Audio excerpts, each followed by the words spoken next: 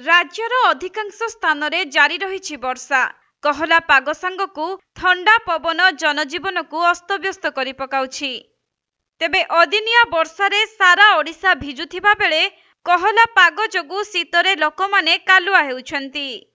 पाणीपाग विभागर सूचना अनुसार बंगोपसागर उपरे एक गुरुचाप वलय रहिछि। अन्यपटे एक निम्न चापरेखा अभ्यंतरीण कर्णाटकरू अभ्यंतरीण ओडिशा पर्यंत लंबिछि। मुख्यतः अभ्यंतरीण ओडिशा और पश्चिमवर्ती जिल्ला रे घन कुहुड़ी देखा देउछि।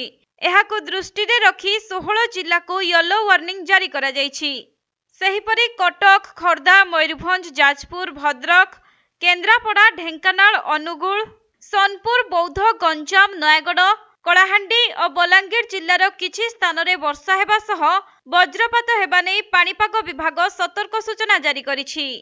तेबे दुई प्रकार पाणीपाग प्रभाव रे राज्य रे वर्षा हेउछि। आसंता 24 घंटा रे राज्यर विभिन्न स्थान रे हालुकारू मध्यम धरणर वर्षा हेबो।